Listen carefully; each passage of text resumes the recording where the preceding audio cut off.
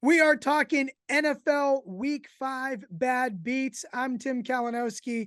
I'm joined by Nick Giffen. And the great thing about Nick, if you follow him on the Action app, if you follow him on Twitter, his wonderful, wonderful articles he publishes throughout the week talking about luck rankings. Nick is smart. He has a calculator. He has all sorts of algorithms, and he tells us just how bad certain beats were in an NFL game. And we picked 3. So whatever you think might have been a bad beat, we're going to put some numbers to it. Nick, he's a very, very smart guy. So let's take a look, Nick. We're going to start off with what you have as the worst beat of the week. And you've told me that it's not just one play at the end of the game that could be a bad beat. No, we're smarter than that. So let's start with Pittsburgh and Baltimore. Pittsburgh wins 17-10, but the numbers to you, Nick, say that the wrong team actually won this game. Yeah, this is a true bad beat in every sense of the word. You know, coming into week 5, Pittsburgh was the luckiest team in our NFL luck rankings, and they'll definitely leave as the luckiest team because they won 17-10 over the Ravens.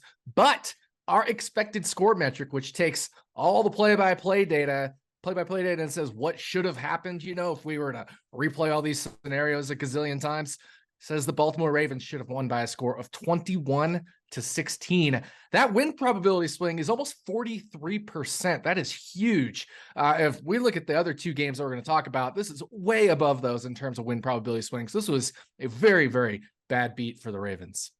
So let's roll that tape. We're going to start off with a series of drops here as the Ravens are knocking on the door early in the second quarter here, Nick.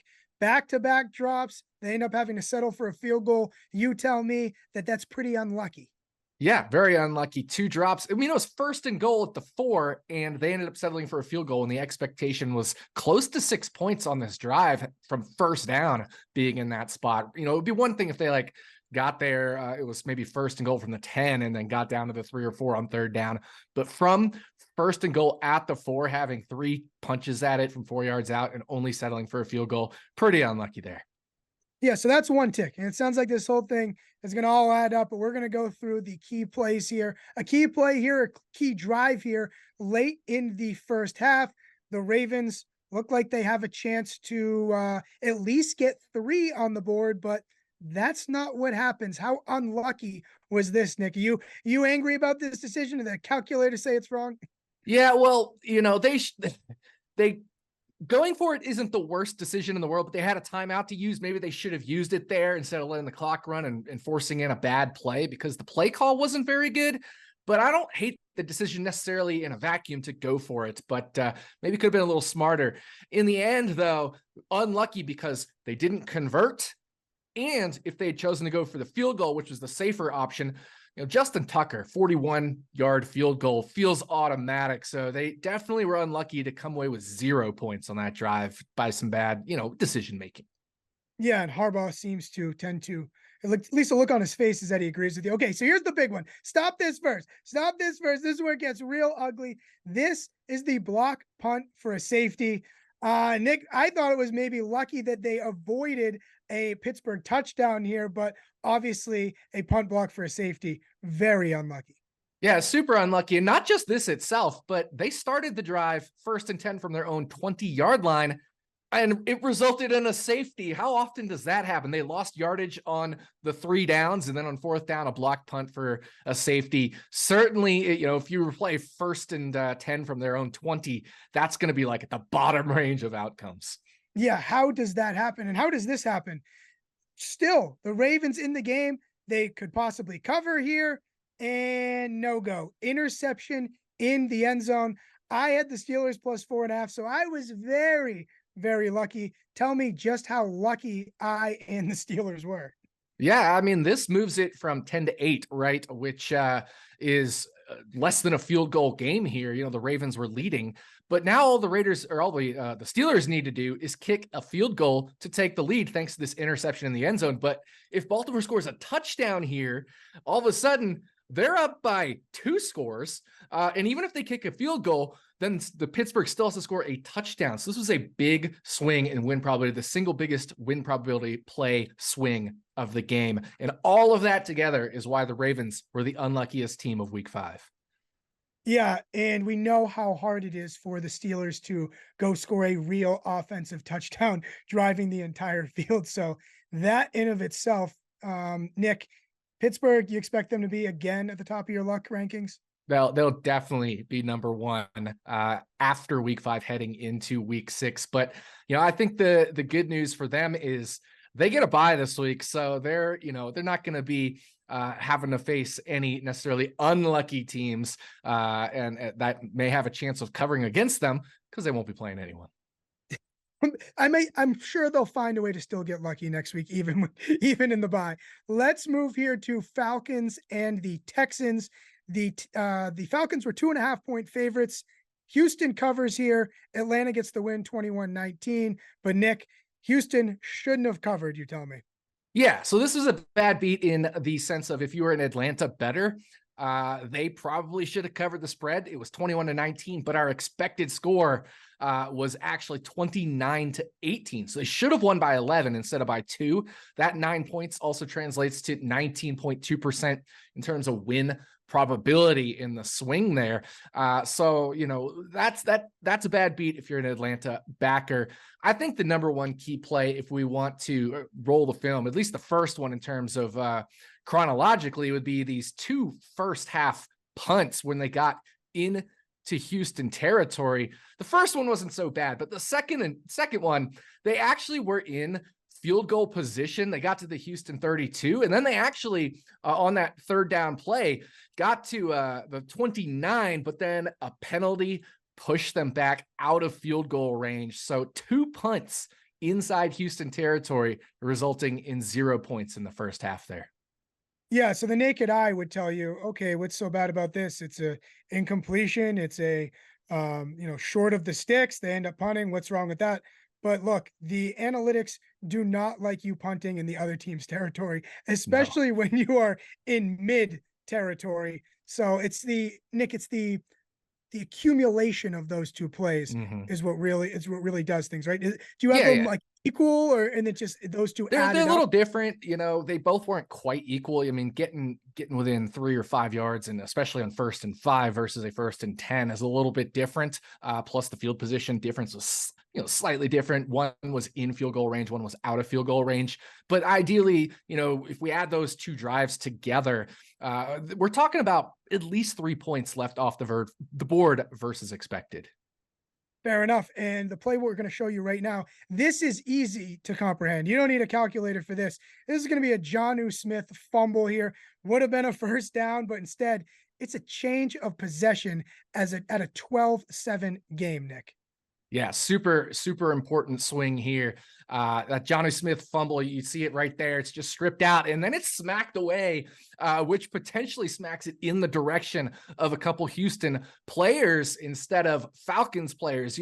Fumble luck is a funny thing. It used to be like 50-50, and then it's like 60-40, depending on if you're offense or defense. But the idea is, either way, it's a bit lucky to recover a fumble because it's not a 100% guarantee. So either you're getting 40% lucky or 60% lucky in that regard. And especially in this case where it's kind of stripped out and then smacked around and heading towards out of bounds where Houston could have maybe kept it. Just definitely a weird play. But the result itself, regardless of, the direction of the ball being smacked around or whatever, the result of the play is Atlanta was expected to potentially come away with some points on this drive. And before we go to our next game and final game here, Nick, you've said it before, but your metrics say that not every fumble is created equally, right? It depends on where it happens on the field, time in the game, etc. It's not just down and distance, all that stuff. Yeah. Okay. Yep. Fair enough. So we'll close it out here, Nick, with the Commanders and the Bears. If you remember, this seems like 3 years ago, but it was the Thursday night game. Chicago won this game 40-20, but you say it should not have been that big of a point difference. Yeah. So in terms of bad beats, the Bears should have won. The Bears should have covered, especially with the Commanders as a favorite at home. But the bad beat here is just in terms of the Washington Commanders. They look like they got absolutely blown out by 20, double the score that they put up on the board. But this game was really a one possession game by our expected score metric. We had this at Chicago 28 to Washington 20. That's almost an 18% win probability swing. So, for betting in the future, you may want to keep that in mind because, if books are overweighing or if bettors are overweighing this 20-point margin versus the 8 that it probably should have been, that's going to matter in markets going forward. Yeah, so let's roll the tape here, Nick. Again, if you're a bettor and you think that you just got a easy 20-point win, a 16-point cover or 14-point cover, not so fast. Big fumble here, Logan Thomas, the big tight end for Washington. Yeah, and the fumble here isn't necessarily the biggest unlucky part for Washington. They actually got, maybe I would say, a little bit lucky because the Bears on the ensuing drive drove backward and then ended up punting. But that shows who the Bears really are, right? So for the Bears to put up 40 points when we see stuff like this, where they're in decent field position and then they go backwards and take themselves out of field position and end up punting, taking a sack, a false start, all this crazy stuff. Like, if that had happened on other Bears drives, maybe ones where they scored, they wouldn't have scored. So we got to take everything as a whole and just show the fact that, this is partly who the Bears are, is some of these inept drives, but instead they put up 40 points. So that's just kind of an interesting example there where the Commanders got unlucky, but then they did technically get a little bit lucky. But the idea is by showing this, we're showing how the Bears are more representative of a 28-20 score rather than a 40-20 score. Yeah, I think you put that really well. And this is probably my favorite part of the entire sequence we've done here is like, hey, the Bears, this is who they are. They do dumb things. But right now, this play right here, this is an anomaly, Nick. Big monster touchdown for DJ Moore. Yeah, absolutely. And, explosive plays are part of our calculations. We calculate the probability of an explosive play on each one, and it's higher for certain teams than others. But in the end, any explosive play that results in a touchdown is still technically over expectation because there's all these other plays that could have happened for these teams that would not result in very long touchdowns. You see the defender here just straight up whiff and just leave DJ Moore with an open field. And I think this is an interesting point because it leads into the next part of the luck here, which is garbage time. Yeah, I played against DJ Moore in fantasy. I don't think the manager I played against cares too much for the luck rankings, even though we do here. He doesn't care. He say, hey, DJ Moore put up 1 million points. Yep. You can go screw. But yeah, garbage time here, Nick. That matters big time. We're talking luck rankings. Yeah, Commanders down 17, super late in the game. They've got to go for it on 4th and 18 from their own, territory, deep in their own territory. They don't convert. That leads to the Bears just automatically in field goal position. The Bears do absolutely nothing with their possession there. Again, showing how inept their offense is, although they didn't necessarily have to try. But the idea is they basically just got 3 free points. So it's going to look worse on the scoreboard for the Commanders than it actually was simply because of garbage time. So that doesn't weigh a whole lot normally. But when you look at the final score and somebody says, oh, the Bears won 40-20, they blew them out, it's going to make it look worse than it actually was. So that garbage time certainly played a factor in the final score. But one other subtle luck factor, I think that's really worth mentioning. It kind of goes back to that DJ Moore touchdown. That occurred on 3rd down. And 3 of the Bears' 4 touchdowns occurred on 3rd down. So on those drives, and from that point where they were on 3rd down on each of those, they were only expected from those 3 drives to score 11.3 points.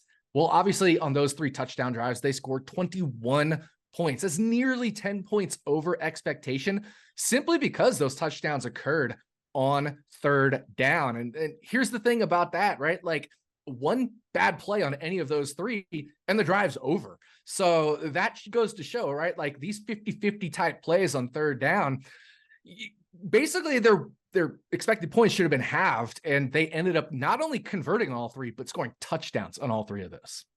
Yeah, I don't know who scores 3 touchdowns on 3 3rd downs. I'd love to see the entire league ranking for 3rd down touchdowns, especially ones that were for some major yardage. So our 3 games here, one of them, you tell me the wrong team wins the game. Another one, you tell me a team that won the game should have won by more. And last year, this is my favorite one because it has to do with our perception of teams. And hey, when you're betting, when you're looking at these lines, maybe the books over adjust, or maybe you yourself have a bias for over adjusting and giving the Bears a little too much love. Nick, it was a pleasure. I look forward to doing this the rest of the season, seeing it by the numbers and breaking down the film. It's been a blast. Make sure you guys check out Nick's Action app and also the incredible work he does in his writing for Action Network all week long. Luck rankings, bad beats, all sorts of stuff. Dive right in. Follow him on Twitter. Nick, it was a pleasure. Thank you very, very much. Of course, and we'll see who gets lucky and unlucky in week 6. Hopefully me. Hopefully our bets, both of us. That's right.